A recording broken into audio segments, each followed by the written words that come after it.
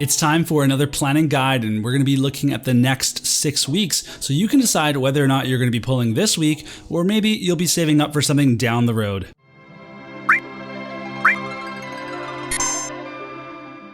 I'm going to try and make this video short and sweet so you can get the information that you need and get out. But before that, I want to quickly ask that if you haven't yet, subscribe to the channel. And if you do, well, I'm going to give you some good luck on your next pull. Just a quick note, we were supposed to get some winter unit master ability 2s and we didn't get them. So we can kind of figure that they'll be stuck in at some point. It's totally off schedule at this point, so we don't really know. But if any given week, maybe they want to do a buffer between units, or if there's other global units coming out or something, that we might get a master ability 2 week with some winter banners. Let's take a look at what's coming next week, or at least what we're expecting to come next week, and that is Leela Beautiful Blade. She's going to be coming with a story event and a whole bunch of other stuff, but she is a very powerful dark unit, 100 cost, that uses slash and strike attacks. She's got high accuracy and she has decent bulk, so she should be able to stand up to the light meta, especially if you also have Joker. She can grant herself and her party members 40% slash resist penetration,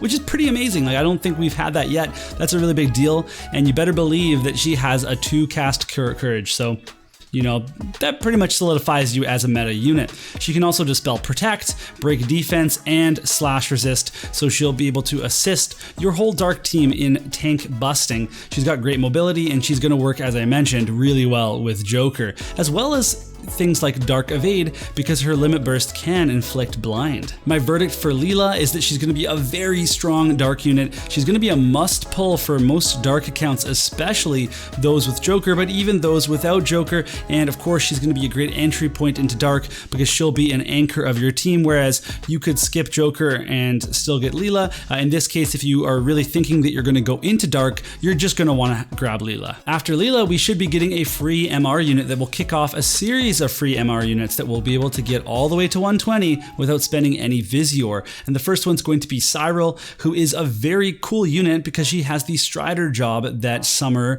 Kilfay has. So she's a solid MR attacker, and she's going to come in handy for cost limited content, and she's also just going to be a good boost for any new accounts. She's going to be able to acquire high amounts of slash resist penetration. We're talking 70%. She can also dispel protect, shell, and Runic Blade by Celas. So if you don't like Runic, guess what? You can get rid of it. This is on Cyril's job level 25 ability. There's not a lot to say here. Basically, she's free, so you just have to put in the time and get all the shards and build her. We're also expecting to get the Anima VC and Esper for Dark, and this is a killer VC. The bestowed is 15 Dark Attack, and then we also get 18 Dark Attack on the party ability, 35% slash resist penetration on the party ability, and single target resistance 20%.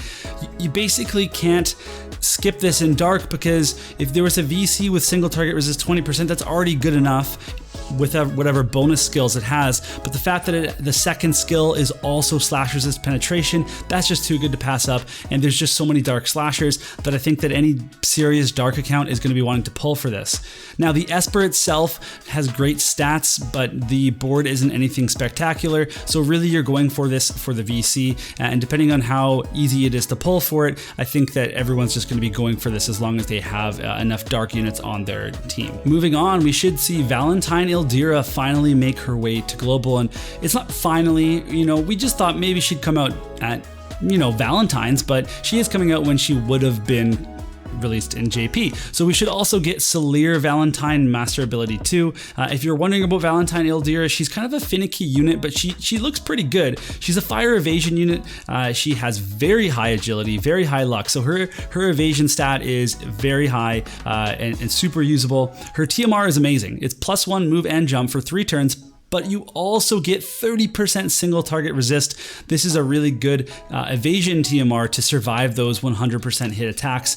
She also gets attack specific evade stats. So she gets a boost to her evade specifically when she's evading slash and missile attacks. She can do status effects. She has single target imperils, chaining options, like multiple chaining options. And then The cons, I guess, so there's limited defense penetration, which we can work on, but you also have to pick a very specific passive to get her on kit defense penetration, and it's not a given that you're going to take that passive because her other passives are pretty good as well. She also has limited range and some very odd range skills on her main kit. You have to look at the actual range patterns for them. They're pretty weird. You need to get up right close to use some of her best skills, but she does have sharpshoot and barrage, so you could pair her with Satya and get some missile attack up.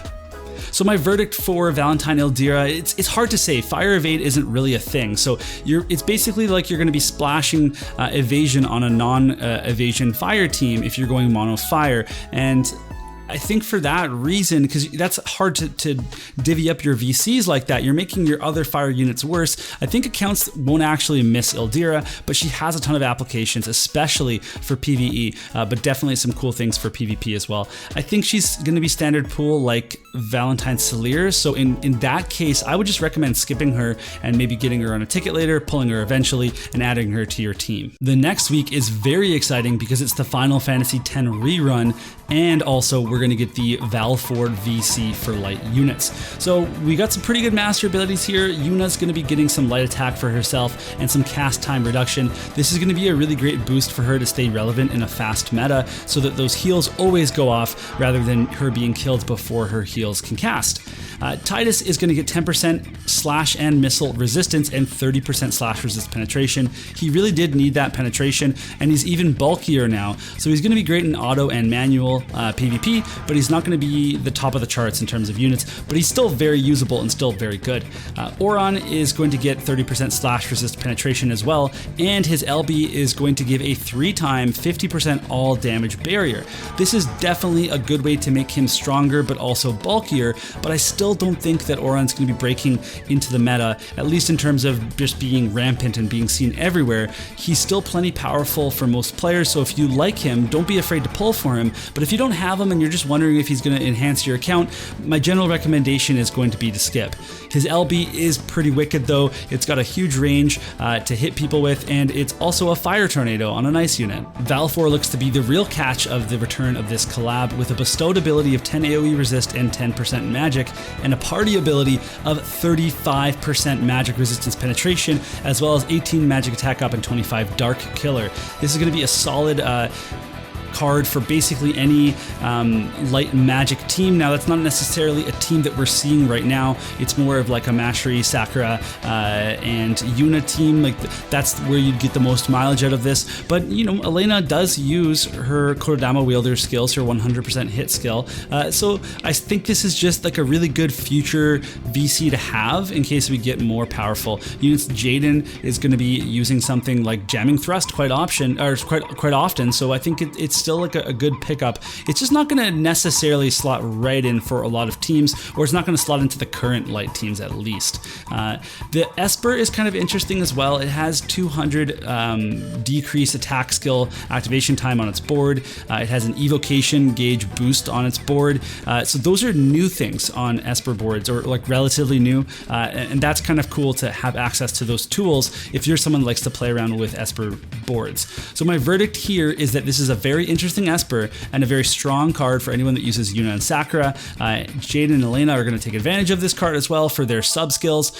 Somebody like Ramza in the future is really going to like the penetration for his Ultima Limit Burst, but at the end of the day, not all light accounts are going to need this VC, so some people might be skipping it. If you are someone that has means to pull for this, then it's just not a bad idea because it will be a limited VC. But if you are thinking that you're not going to be playing a lot of light magic users, then go ahead and skip it. We've only got 2 more weeks to preview, and next up is Sadali. He's finally in the game, and he's a wind unit, which is kind of weird, but it's more about balance than it is about theme. So he's a powerful support unit that can deal magic damage, but also magic scaling missile damage, just like Moore and Garvel.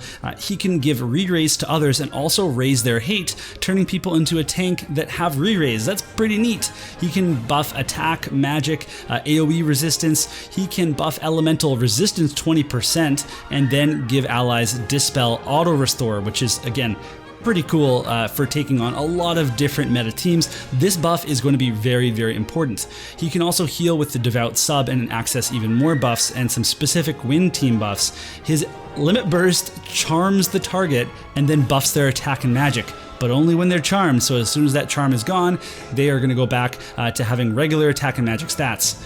So the verdict here is that this is a good unit, and a lot of people should consider pulling for him, especially if you have a Wind account.